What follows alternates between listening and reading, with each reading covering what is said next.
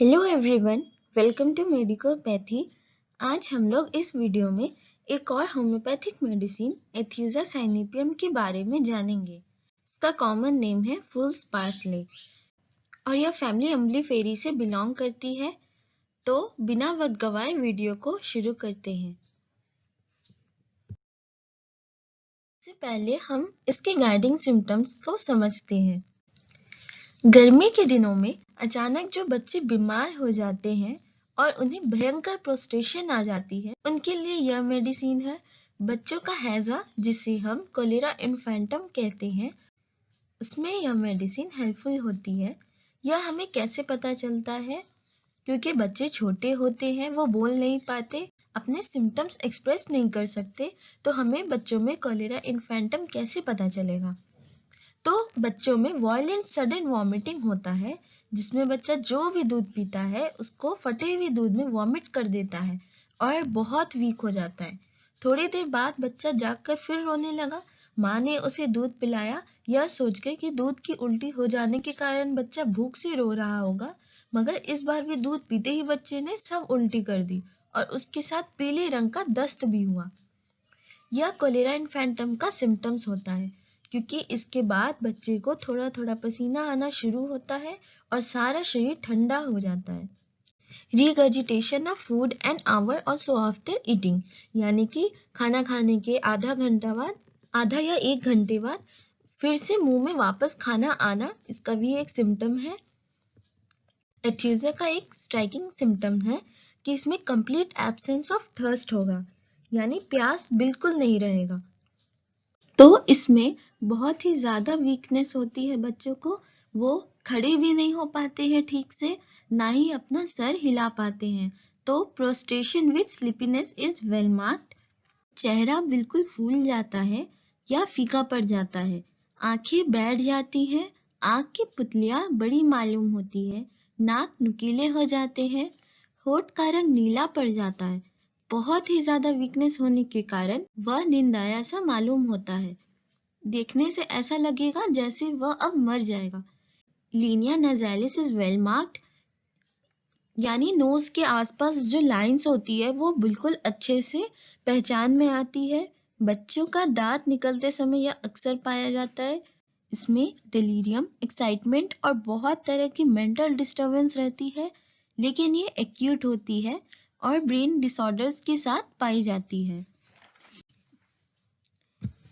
Epileptic spasm में भी बहुत हेल्पफुल होती है, जिसमें थम्स जो होती है वो क्लेंज्ड हो जाती है, सिकुड़ सी जाती है, चेहरा बिल्कुल लाल रहता है और जैसा कि मैंने पहले बताया, प्यूपिल्स डायलेटेड हो जाती है, आंखें बैठ जाती है, आंख की पुतलियां बड़ी मालूम होती है। माउथ फिल्ड विथ फोम, यानी कि मुंह में फोम जैसा भरा हुआ मालूम होगा। Lockjaw with small hard and quick pulse, and the most peculiar symptoms is eyes are turned downwards instead of upward or sidewards, यानी आंखें नीचे हो जाएंगी, आंखें बैठ जाएंगी। Herpetic eruptions on the end of the nose, तो knows के एंड में eruptions होंगे। अब हम शुरू करते हैं माइंड से लेकर बॉडी के सिम्टम्स में। तो सबसे पहले हम देखते हैं माइंड के सिम्टम्स।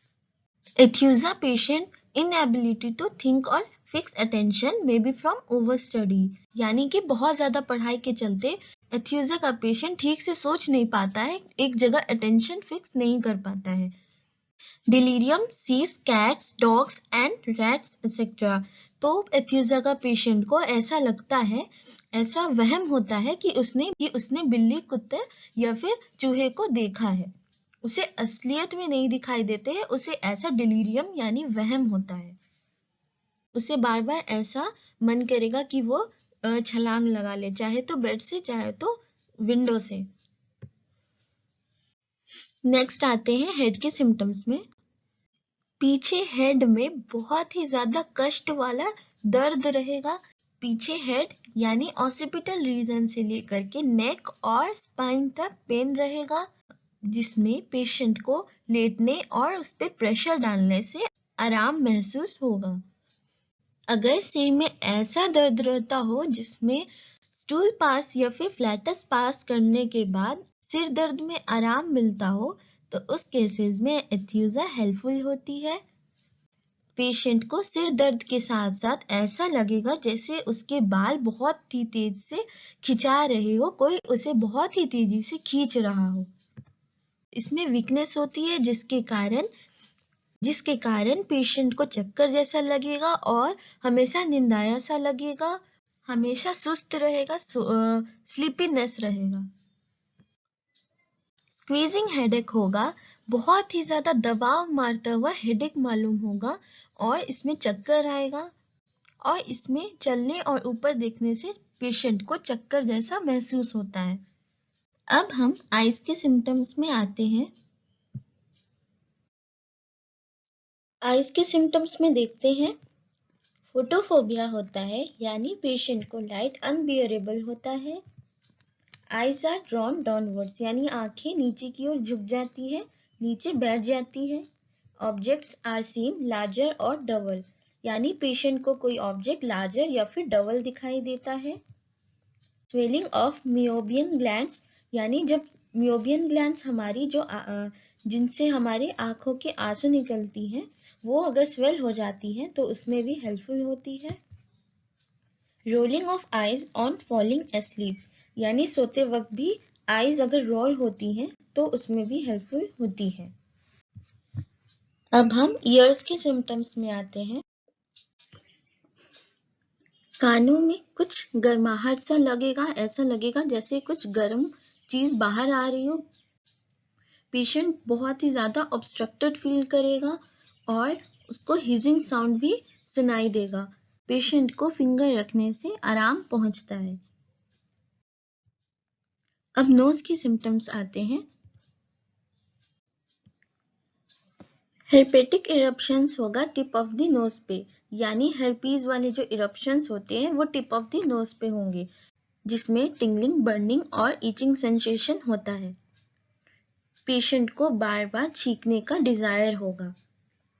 फेस में आते हैं। जैसा कि मैंने पहले बताया कि पेशेंट का चेहरा बिल्कुल फूल जाता है और फीका पड़ जाता है, आंखें बैठ जाती हैं और आंखें की पुतलियां बड़ी मालूम होती है, नाक नुकीले हो जाते हैं, होठ का रंग नीला पड़ जाता है और बहुत ही ज्यादा वीकनेस होने के कारण ऐसा लगेगा जैसे कि अब ये पेशेंट मर जाएगा। इसमें लीनिया नज़ालिस वेल मार्क्ड होती है और चिन्स और कॉर्नर्स ऑफ माउथ बहुत ही ज्यादा ठंडा फील करेगा पेशेंट। अब स्टोमक के सिम्टम्स में आते हैं। जैसा कि ये भी मैंने पहले बताया कि इनटॉलरेंस ऑफ मिल्क होगा, जिसमें वायलेंट और सडन वॉमिटिंग होगा मिल्क का in the form of curds, और वॉमिटिंग के बाद बहुत ही ज्यादा भूख लगेगी और बहुत ही ज्यादा वीकनेस होगा और बहुत नींद आएगी। रिगर्जिटेशन ऑफ फूड होगा, यानी माउथ में फूड वापस आएगा। वॉमिटिंग जो होगा वो फ्रोदी मैटर जैसा होगा, बिल्कुल झाग जैसा होगा और वाइट होगा दूध की तरह, और या फिर येलो फ्लूइड होगा। स्टूल्स के सिम्टम्स देखते हैं। जैसा कि मैंने इसमें भी पहले बताया कि येलो ग्रीन स्लीमी डायरिया होगा, स्टूल्स आर अनडाइजेस्टेड, कॉन्स्टिपेशन होगा, ऐसा लगेगा जैसे कि बोवेल मूवमेंट हो ही नहीं रहा है। अगर ओल्ड एज में भी कोलेरा होती है तो उसमें भी हेल्पफुल होती है। अब हम फीमेल के सिम्टम्स में आते हैं। मेंसेस बहुत ही वाटरी होगा, swelling of mammary glands with lancinating pain रहेगा।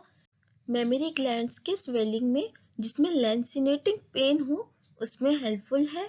एक्सटर्नल जेनिटोरियल पार्ट्स में पिंपल्स होगा जिसमें इचिंग होगा। अब हम इसके रेस्पिरेटरी सिम्टम्स को देखते हैं। सांसें बहुत धीरे होंगी, जिसमें बहुत ही ज्यादा हिचकियां भी होती है। Suffering renders the patient speechless, जिसके कारण पेशेंट स्पीचलेस हो जाता है। पेशेंट को क्रैम्पी कंस्ट्रिक्शंस इन द चेस्ट महसूस होता है, जिसके कारण कफ होता है जो कि बहुत ही ज्यादा सिर में दर्द पैदा करता है। स्टिचिंग पेन होगा in the left side of the chest. Heart में आते हैं।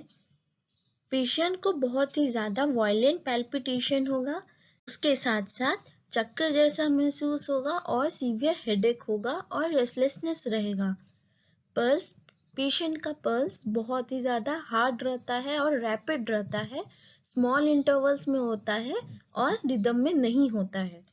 एक्सट्रीमिटीज में आते हैं, पेशेंट का फिंगर्स और थम्स अंदर की ओर बेंट हो जाएगा या फिर हम कह सकते हैं क्लेज्ड हो जाएगा और उसमें बहुत ही ज़्यादा हेवीनेस रहेगा, वीकनेस सा भी महसूस होगा और फिंगर्स कॉन्ट्रैक्ट हो जाएंगी कुछ इस तरीके से। पेशेंट को ऐसा लगेगा जैसे उसके आर्म्स छोटे हो गए हो। There will be numbness of hands and feet, heaviness, weakness, contraction of fingers, excoriation of thighs on walking, यानी पेशेंट जब चलेगा तो उसके थाइस आपस में टकराते हुए मालूम होंगे। नेक्स्ट इसके स्किन में आते हैं।